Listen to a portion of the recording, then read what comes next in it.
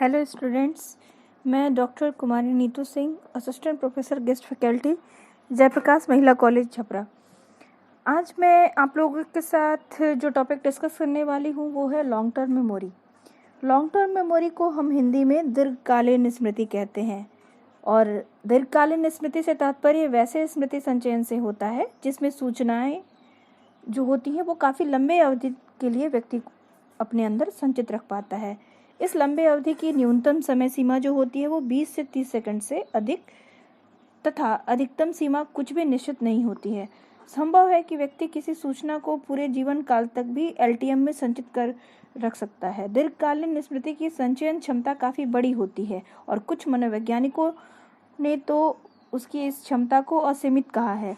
इसमें संचित सूचनाओं पर यदि ध्यान दें तो यह स्पष्ट होगा कि इसमें दो तरह की सूचनाएं मुख्य रूप से संचित होती हैं। पहली तरह की सूचनाओं का संबंध कुछ वैसी सूचनाओं से होता है जो सामयिक घटनाओं के क्रमों से संबंधित होता है तथा दूसरी तरह की सूचनाओं का संबंध कुछ वैसी सूचनाओं से होता है जो तरह तरह के संकेतों एवं शब्दों के अर्थ आदि से संबंधित होते हैं। पहली तरह की सूचनाओं की स्मृति को प्रासंगिक स्मृति एपिसोडिक मेमोरी तथा दूसरी तरह की सूचनाओं की स्मृति को सेमेटिक मेमोरी अर्थगत स्मृति कहा जाता है। दीर्घकालीन स्मृति लॉन्ग टर्म मेमोरी को अन्य कई नामों से भी जाना जाता है, जैसे विलियम जेम्स ने इसे गौण स्मृति भी कहा है, सेकेंडरी मेमोरी, क्योंकि इस स्मृति में इस बात पर बल डाला जाता है कि सूचनाएं इस दूसरी संचयन क्षेत्र सेकंड स्टोरेज एरिया में पहुंचने के पहले एक अन्य संचयन अवस्था से होकर निश्चित रूप से गुजरता है, जिसे एसटीएम या प्राथमिक स्मृति प्राइमरी मेमोरी भी कहा जाता है। इसे दीर्घकालीन संचयन लॉन्ग टर्म स्टोर भी कहा जाता है क्योंकि एलटीएम में एकांशों का दैहिक संचयन फिजिकल स्टोरेज होता है।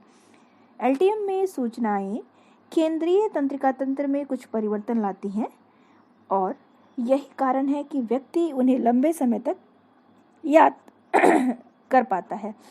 इसे असक्रिय स्मृति भी कहा जाता है क्योंकि एलटीएम में अधिकतर सूचनाएं ऐसी होती हैं जिसे व्यक्ति वर्तमान समय में उपयोग में नहीं लाता रहता है।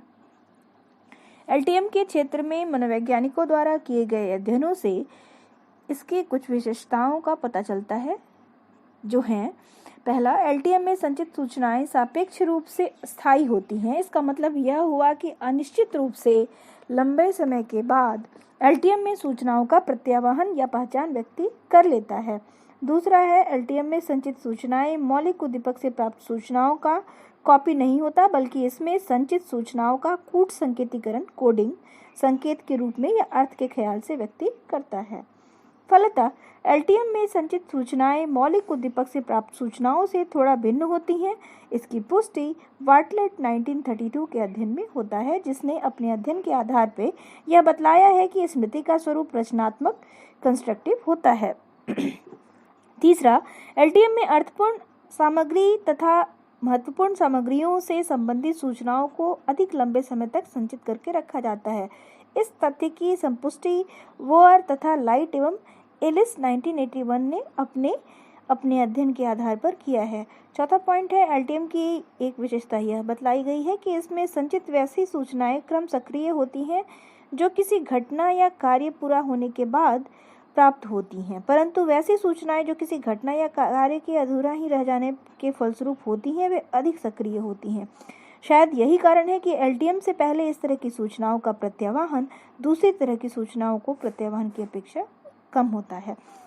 इसे मनोविज्ञान में जायगार्निक प्रभाव कहा जाता है। पांचवा पॉइंट है, एलटीएम में सूचनाएं संगठित, ऑर्गेनाइज्ड एवं साहचर्यात्मक ढंग से संचित की जाती हैं। इसका मतलब यह हुआ कि जो एकांश आपस में अर्थपूर्ण ढंग से संबंधित होते हैं उसे व्यक्ति एक साथ स्टोर करता है।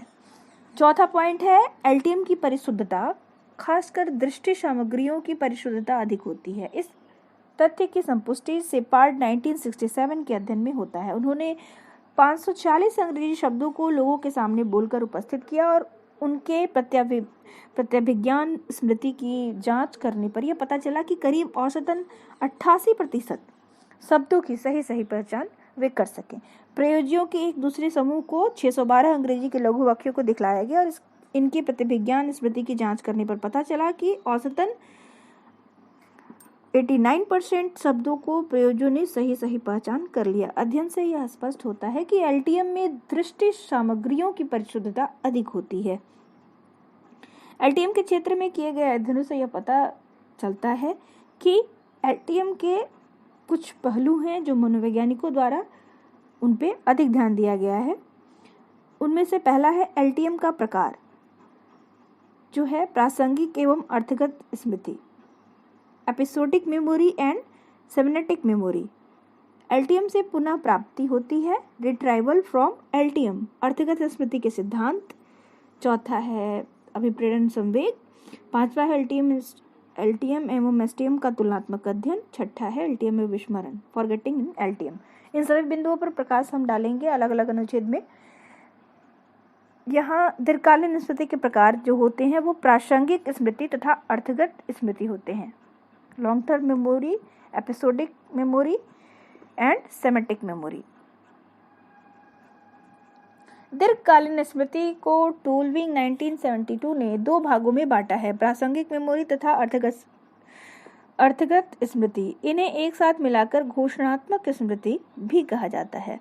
प्रासंगिक स्मृति से तात्पर्य वैसे स्मृति से होता है जो सामयिक रूप से व्यवस्थित या दिनांकित घटनाओं एवं प्रसंग से संबंधित सूचनाओं को संचित करता है। दूसरे शब्दों में प्रासंगिक स्मृति वैसी सूचनाएं संचित होती हैं इसमें जो यह बताती हैं कि घटनाएं कब घटी। प्रासंगिक स्मृति में संचित होने वाली सूचनाओं का कुछ नमूना इस प्रकार है कि जैसे मान लें कि मुझे याद है कि मेरे जीवन का आरंभिक वर्ष बहुत कष्ट से बीता, फिर कल रात 10 बजे सुबह तक हमें ऑफिस में पहुंच जाना चाहिए, मुझे कल ट्रेन में एक विचित्र आदमी से मुलाकात हुई। तो इन सब बातों से यह स्पष्ट होता है कि प्रासंगिक स्मृति में संचित होने वाली सूचनाओं का संबंध घटनाओं के सामयिक पहलू से होता है। व्यक्ति की व्यक्तिगत या आत्मचरित अनुभूतियां प्रासंगिक स्मृति में ही होती हैं। प्रासंगिक स्मृति का एक मुख्य प्रारूप आत्मचरित स्मृति है जिसकी चर्चा आगे हम करेंगे। अर्थगत स्मृति से तात्पर्य वैसी स्मृति से होती है जिसमें शब्दों, संप्रतियों, तथ्यों एवं प्रतीकों का अर्थ भी संबंधित सूचनाएं संचित करती हैं। अतः अर्थगत स्मृति शब्दों, संप्रतियों, तथ्यों एवं प्रतीकों के बारे में एक संगठित ज्ञान, ऑर्गेनाइज्ड नॉलेज है। इसे सामान्य या व्यापक स्मृति भी कहा जाता है। अर्थगत स्मृति में संचित होने वाली सूचनाओं के कुछ नमूने इस प्रकार हैं। पहला है मैं जानता हूँ कि मखमल मुलायम होता है। दूसरा है मैं जानता हूँ कि जल का रासायनिक सूत्र H2O है। तीसरा मैं जानता हूँ कि किसी अंक में 0 से गुणा करने पर गुणनफल 0 ही होता है। तो इस तरह से यह स्पष्ट हुआ कि अर्थगत स्मृति में संचित सूचनाओं का स्वरूप प्रासंगिक स्मृति में संचित सूचनाओं के स्वरूप से भिन्न होता है। प्रासंगिक स्मृति तथा अर्थगत स्मृति में निम्नांकित अंतर होते हैं। पहला है प्रासंगिक स्मृति में संचित सूचनाओं का संबंध कब से होता है, जबकि अर्थगत स्मृति में संचित सूचनाओं का संबंध क्यों, कैसे आदि से होता है।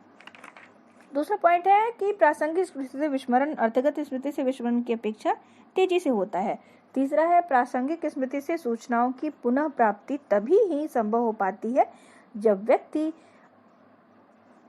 अपने सामने किसी घटना के होने के बारे में सही संकेत जो होता है वो प्राप्त करता है। अर्थगत स्मृति में संचित सूचनाओं के साथ ऐसी बात नहीं है। साधारण व कभी-कभी परोक्ष संकेत, इनडायरेक्ट क्यू से भी सूचनाओं की पुनः प्राप्ति हो जाती है। चौथा पॉइंट है अर्थगत स्मृति की सूचनाओं की संरचना काफी मजबूत होती है जो उन्हें बाहरी तथ्यों तथा शब्दों के अर्थ की सूचनाओं से उत्पन्न बाधा से बचाता है। प्रासंगिक स्मृति में संचित सूचनाओं की संरचना चूंकि इतनी अधिक मजबूत नहीं होती है, इसलिए वे बाहरी सूचनाओं से उत्पन्न बाधा से अपने आप को बचा नहीं पाते हैं। अतः यह कहा जाता है कि अर्थगत स्मृति स्थिर प्रकृति की होती है, जबकि प्रासंगिक स्मृति की प्रकृति में तुलनात्मक रूप से स्थिरता कम होती है। पांचवा पॉइंट है कुछ मेडिकल रोगियों में ऐसे सबूत भी मिले हैं जिनमें इन दोनों के बीच अंतर दोनों का पर्याप्त सबूत मिलता है। जैसे सेक्टर 1996 ने अपने अध्ययन में पाया कि सर्जिकल ऑपरेशन या कुछ विशेष रोग हो जाने से मस्तिष्क का कुछ भाग क्षतिग्रस्त हो जाने के बाद यह देखा गया है कि ऐसे रोगियों का अर्थगत स्मृति बिल्कुल ही प्रभावित नहीं होता है, परंतु उनका प्रासंगिक स्मृति बिल्कुल समाप्त हो जाता है और कुछ में इसके विपरीत स्थिति देखी गई है। उसी तरह से क्वानियोस 1996 ने अपने अध्ययन में पाया कि जब कुछ व्यक्तियों का पेट स्कैन या व्यक्ति मस्तिष्क की कोशिकाओं से प्राप्त रिकॉर्डिंग का विश्लेषण किया गया तो देखा गया कि जब व्यक्ति सामान्य विषय को जो अर्थगत स्मृति में संचित होते हैं का प्रत्यावाहन करता है तो मस्तिष्क का एक विशेष क्षेत्र सक्रिय होता है तथा जब विशिष्ट संदर्भ से संबंधित सूचनाओं का प्रत्यावाहन करने की कोशिश करता है तो मस्तिष्क का कोई अन्य क्षेत्र सक्रिय होता है। इनसे यह स्पष्ट है कि प्रासंगिक स्मृति एवं अर्थगत स्मृति में स्पष्ट अंतर का आधार जैविक भी है। स्पष्टतः हम ये कह सकते हैं कि प्रासंगिक स्मृति अर्थगत स्मृति से कई अर्थों में भिन्न है। इन दोनों के बीच इस भिन्नताओं या अंतर का प्रयोगात्मक सत्यापन अंडरवुड, वोरुक एवं माल्मी 1978 के प्रयोग से होता है। इस अध्ययन में 200 कॉलेज के छात्रों के प्रासंगिक स्मृति के 28 विभिन्न मापों की जांच की गई है। इन मापों में स्वतंत्र प्रत्यावाहन, फ्री रिकॉल, युग्मित सहचर सीखना तथा अनुक्रमिक या क्रमिक सीखना आदि भी सम्मिलित हैं। अर्थगत स्मृति को 5 विभिन्न मापों पर जांच की गई है, परंतु इनमें सामान्य बात यह थी कि प्रत्येक माप में शब्दावली पर ही बल दिया गया है। परिणाम में पाया गया है कि परियोजों के प्रासंगिक स्मृति परीक्षण के प्राप्तांक पर अर्थगत स्मृति परीक्षण के प्राप्तांक के साथ संबंधित दोनों नहीं है। जैसे स्वतंत्र प्रत्यावाहन परीक्षण पर जिस प्रयोजन ने अधिक शब्दों का प्रत्यावाहन किया था उनके शब्दावली भी बड़े होते नहीं पाए गए हैं और इस अध्ययन से इस बात का स्पष्ट संकेत मिलता है कि अर्थगत स्मृति प्रासंगिक स्मृति से बिल्कुल भिन्न है। इस भिन्नता के बावजूद भी कुछ ऐसे मनोवैज्ञानिक हैं जो सामान्य या व्यापक स्मृति अर्थात अर्थगत स्मृति एवं प्रासंगिक स्मृति के अंतर को वैध या उपयोगी नहीं मानते हैं। वाइकेल ग्रेन 1981 का मत है कि किसी भी व्यक्ति के लिए किसी घटना का बिना उसका अर्थ समझे तथा अन्य सूचनाओं से उसका संबंध जोड़े प्रत्यावाहन करना मुश्किल है।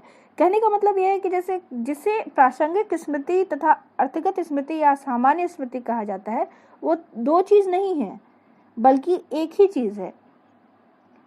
मैक्लोजी एवं सांटी 1981 एवं वेडली 1976 ने तो यहाँ तक दावा किया है कि यदि सामान्य स्मृति तथा प्रासंगिक स्मृति को अलग अलग स्मृति के रूप में स्वीकार किया जाता है तो इसका कोई विशेष फायदा मनोवैज्ञानिकों को किसी दृष्टिकोण में नहीं होता है। धन्यवाद।